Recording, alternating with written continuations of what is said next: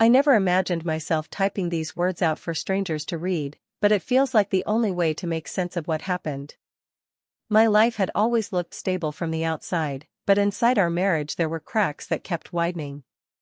My husband had grown distant over time, not cruel or unkind, just absent in ways that mattered.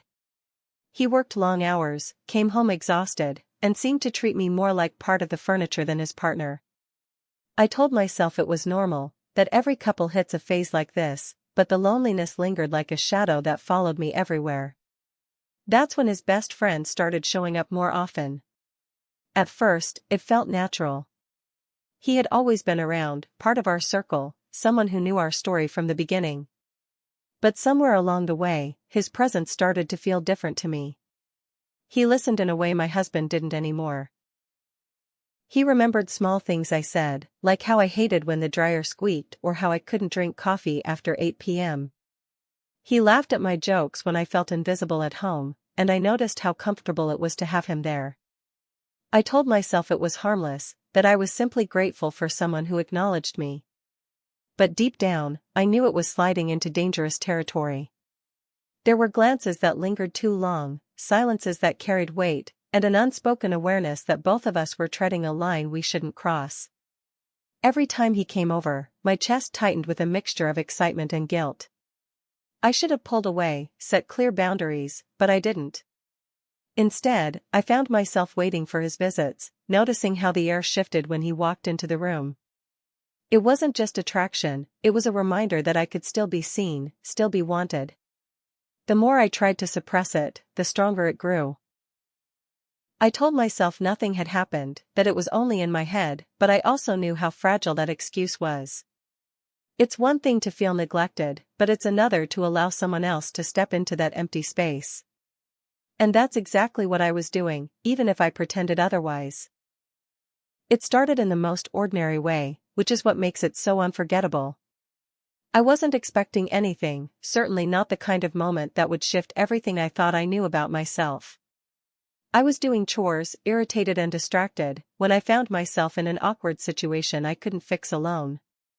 Calling for help felt ridiculous, but his voice answered before I had time to regret it. He came quickly, casual and amused, and for a second I wished it had been anyone else. But it wasn't. It was him. He laughed when he saw me, the kind of laugh that wasn't cruel but playful, like he enjoyed the sight of me caught off guard. He stepped closer to help, and the space between us shrank until I could feel the warmth of his body brushing against mine. His hand reached past me, and I froze, hyper-aware of everything. The way his breath stirred the air near my neck, the firm grip of his arm brushing against me, the tension of two people suddenly caught in something bigger than they intended. It should have ended quickly, but it didn't. When he leaned to steady me, his hand lingered a second longer than it needed to. My heart raced, my pulse louder than the sound of the machines around us. The smallest touch felt charged, like static that refused to release. I told myself it was nothing, that I was imagining it, but my body betrayed me. I didn't want to step back. I didn't want him to move away. Our eyes met in that close distance, and everything unspoken between us rose to the surface. It wasn't a stare of friendship anymore. It was hunger, recognition, and fear tangled together. My lips parted to say something, anything that would break the moment, but no words came. His expression softened, but there was no mistaking what lingered there. He was thinking the same thing I was, and that made it impossible to pretend. By the time he helped me free, nothing about it felt casual anymore. The touch had left a mark, invisible but undeniable. We didn't kiss, didn't even say anything out loud, yet the silence was louder than words. I knew we had crossed into a space that was no longer safe, and once you step into that territory, it's impossible to go back untouched. The line finally gave way, not with some grand decision, but in the quiet pull of something neither of us resisted. After that moment in the laundry, everything felt different. The next time our eyes met, there was no room for doubt. I could feel it in the way his gaze lingered, in the hesitation of his breath when he stood too close. My mind screamed at me to remember where I belonged, but my body betrayed me with every racing heartbeat. It began so simply, with him brushing against me as though by accident. I could have stepped back, but I didn't. I leaned into the closeness, letting the space between us collapse until there was no way to mistake what was happening. He said my name softly, like it was a question, and before I could answer, his lips found mine. It wasn't planned, it wasn't polite, it was desperate, reckless, and alive.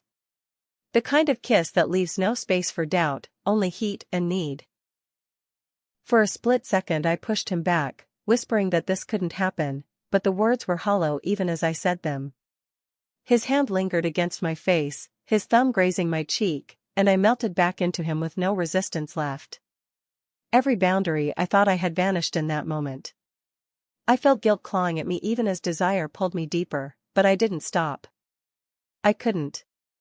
It didn't last long, but it was enough to destroy any illusion of innocence between us. When it ended, we both stood there, breathing hard, stunned by what we had done. His eyes searched mine, full of apology and longing at once, and I knew the damage was already permanent. No words could erase the truth of what just happened. I had crossed a line I could never uncross.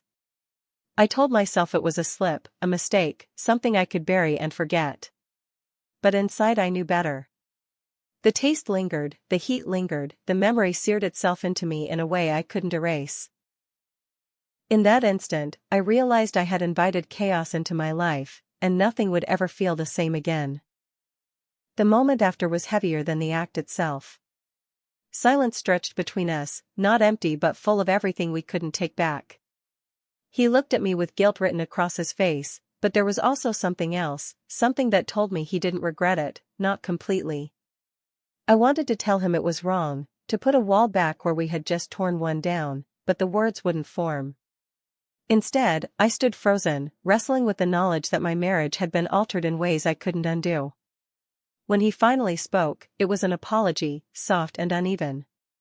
He said he hadn't meant to cross that line, but the way his eyes lingered betrayed him. He meant it in part, but not in full. I nodded, pretending to accept, pretending it was a single mistake, but inside I knew this wasn't something I could brush aside.